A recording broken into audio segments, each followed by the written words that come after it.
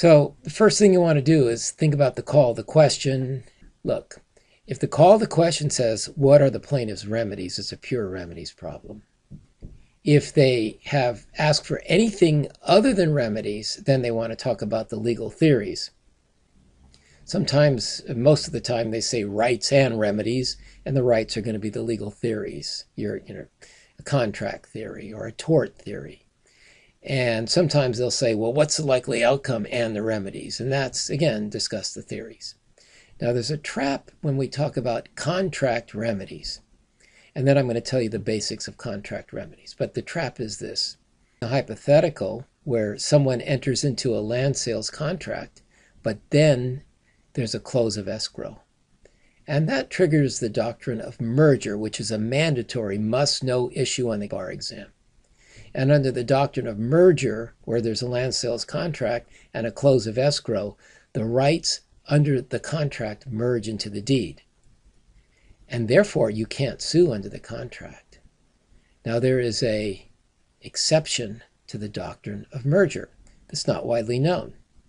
For example, we recently looked into an 800-plus page treatise, and we found one little footnote that said, fraud is an exception to the doctrine of merger. So what if fraud was used to procure the contract, as has been tested a number of times? Why, then the doctrine of merger doesn't apply, and you can actually apply your contract remedies. Now, suppose you didn't know this. This is a little trick you want to use. You say, well, gee whiz, there's something wrong here. There's fraud going on, and they're asking me to discuss contract remedies. What do I do? You say, well, you argue in the alternative. You say, fraud may be an exception to the way I would put it is fraud is an exception to the doctrine of merger in some jurisdictions. If this is such a jurisdiction, then the doctrine of merger won't apply, and the plaintiff will be entitled to the following remedies. Now, when we look at contract remedies, we start with our damage remedies. Then we look to the defendant for restitutionary remedies, and then we start thinking about equitable remedies. And where we have contract remedies, you have to tell the bar examiners that the damage remedy, the big damage remedy in contract is expectation. You have to tell bar examiners that means you get the benefit of your bargain. Watch out if it's a UCC sales. UCC sales, well, what's the benefit of the bargain? The benefit of the bargain is cover price minus contract price. So if you're dealing with the UCC sales and the seller breaches, the buyer should try to go out and cover. So let's just say they're going to buy 10,000 pens for $10,000 and the seller breaches. What the buyer does is goes out and tries to cover, and whatever is reasonable, say it takes $18,000 to get the same pens. Then the cover price is $18,000, the contract price is $10,000, and the measure of damage then would be $8,000. And there's this issue of replevin, where you tried to recover, where the seller has attempted to cover. The seller can actually ask the court for the goods back under the doctrine of replevin. You might want to take a look at it. Now, the second important type of damages in contract are consequentials. And the key word is consequential damages are those damages that are foreseeable at the time of contract or brought to the other party's attention. And if they're foreseeable and they're not part of the expectation, they're consequentials.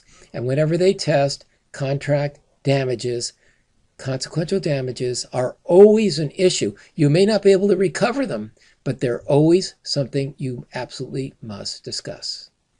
Now, after we deal with our damages, then the next thing we do is we look to the defendant. Was the defendant unjustly enriched? And we can disgorge, let's say, a down payment.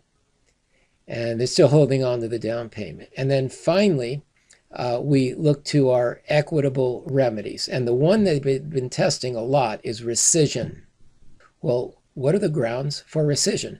When can a plaintiff get rescission? Well, mistake, misrepresentation, fraud, or material breach. Those are the grounds for rescission. You've got to know that. And when you see mistake, fraud, misrepresentation, or material breach, one of the possible equitable remedies would be rescission, reformation, rewrite the contract. And what if he wants to enforce the contract? Well, then we do specific performance analysis. And the trap is you've got to have a valid contract. Valid contract means there's a meeting of the minds. Offer and acceptance means the buyer and seller on the same page. And where there's fraud on one party to induce, called fraud in the inducement, to induce someone to enter into a contract, they lie in order to get you to sign on the dotted line. There is no meeting of the minds and therefore no contract.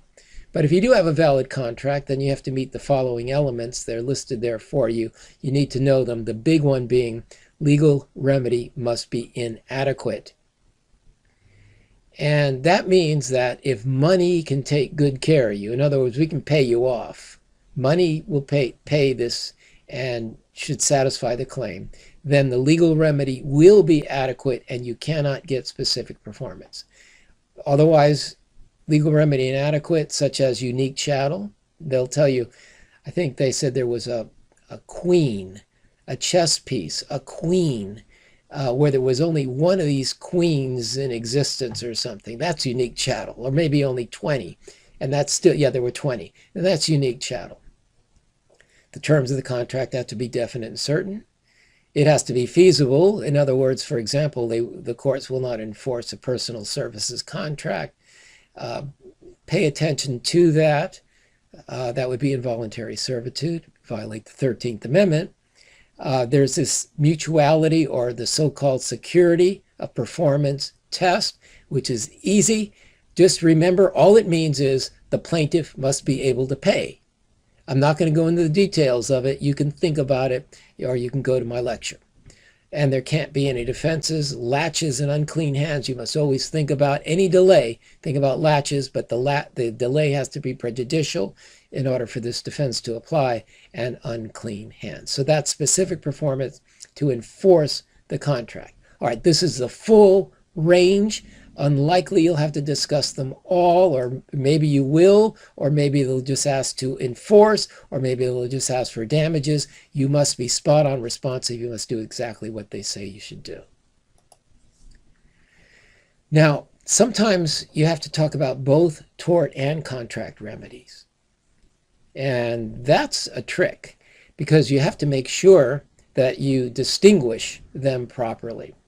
So, for example, in contract, it's expectation. In tort, it's make the plaintiff whole. But there's a trap here.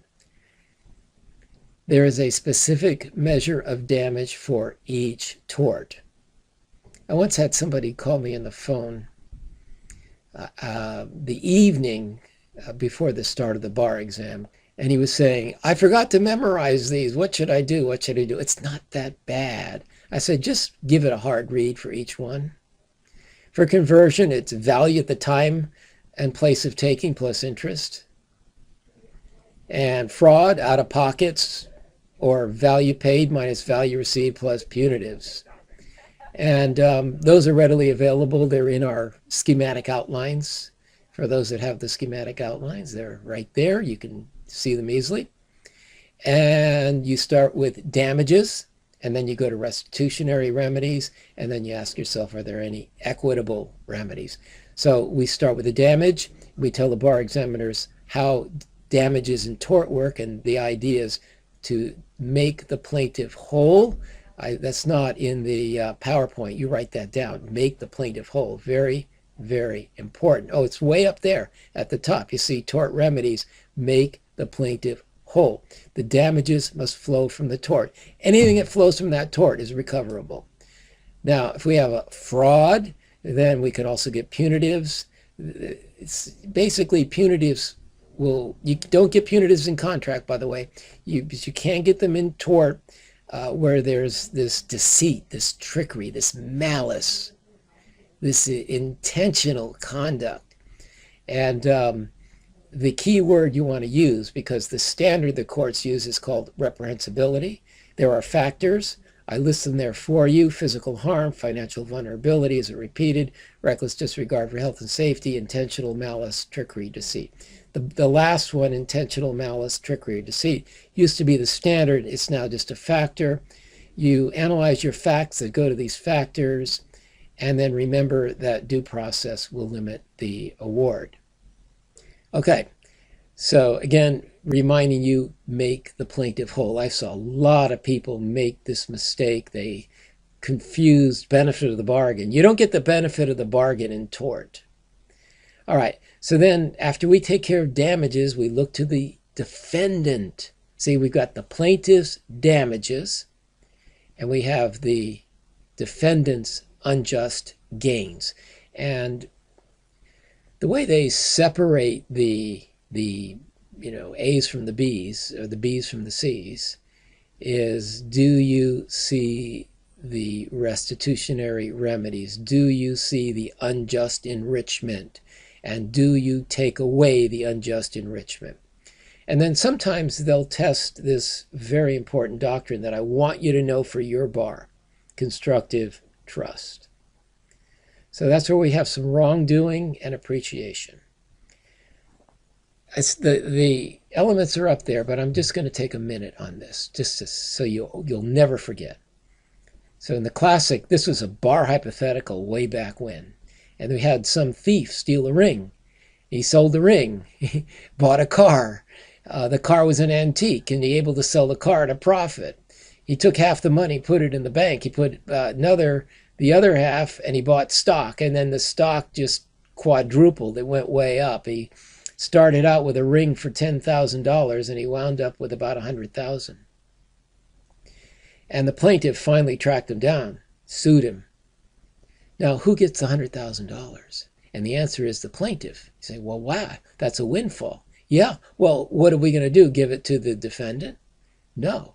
So basically, what the plaintiff has to do is use this constructive trust remedy. In this constructive trust remedy, number one, you have to show the defendant has title. Well, he had title to the stocks. And if it was just the car, he had title to the car. And if it's only money, he had title to the money. Then you have to show acquisition of title is traceable to the wrongdoing. Well, took the ring, bought the car, bought the stocks, etc. We trace it. Then you have to show unjust enrichment. Well, he didn't deserve any of it. He stole the ring, and that's how he got it all. So now he has $100,000 worth of stock. He's unjustly enriched. And the effect is the plaintiff gets the appreciation. That's constructive trust. Know those elements. And then finally, if the legal remedy is inadequate, and that's what we have to show, that's your barrier, that's your big barrier, legal remedy inadequate. Remember that for specific performance and injunction. If you can show the legal remedy is inadequate, and by the way, if property, real property is involved, the legal remedy will always be inadequate. If you have a property or personal right, the injunction has to be feasible, which means the courts have to be able to supervise it. A negative injunction means you can't do something, so that's easy. If you do it, say you can't go over my lawn.